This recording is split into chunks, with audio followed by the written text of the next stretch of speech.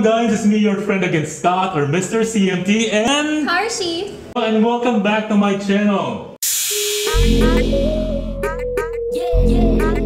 If you are new to my channel, please click the playlist and go to Learning Filipino Words to watch all the videos I made in learning the Filipino language. And also, please hit the subscribe button plus the notification bell to keep you updated every time he uploads and we upload new videos. By the way guys, I'm Karshi.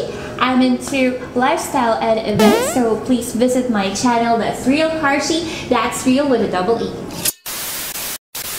Tagalog words can be fun and exciting to learn. It can actually change its meaning depending on how you pronounce the words. So, let us begin playing with the Tagalog words. Hit it! Araw or day. Araw, sun. Buwan or month. Buwan, moon. Baba, chin. Baba, down. Baka, cow. Baka, maybe. Banat or hit it. Banat or stretch. Basa or read. Basa, wet. Bukas or open. Bukas or tomorrow. Buko or busted. Buko or coconut. Gabi or night. Gabi, yum. Kaya or able. Kaya or because. Linggo, Sunday. Linggo, week. Mahal, expensive. Mahal, love. Mura or cheap. Mura, swear or cuss. Pasa or bruise. Pasa, to pass. Pito or seven.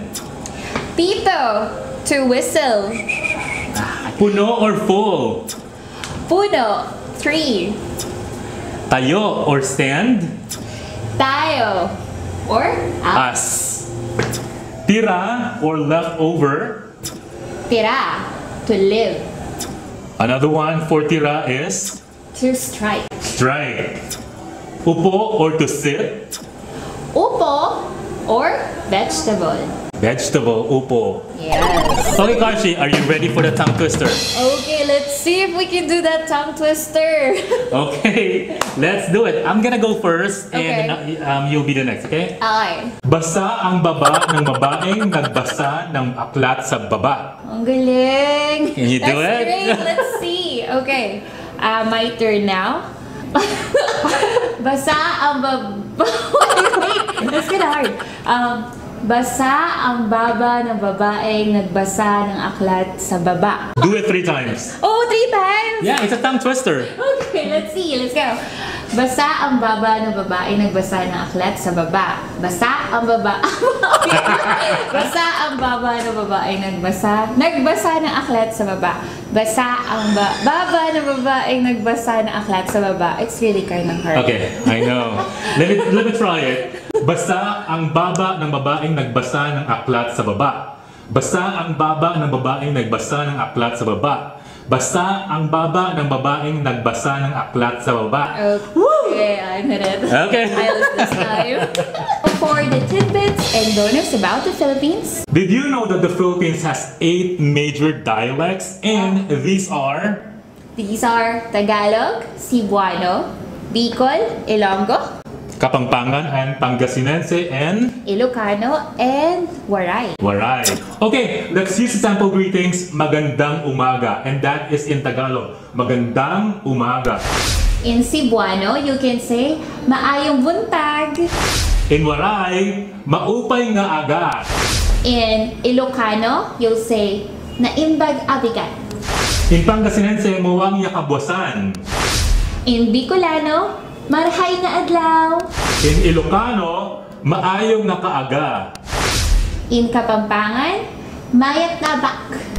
The language being taught all over the Philippines is Tagalog and English. That's right. There you go guys, and I hope you have learned something from this video.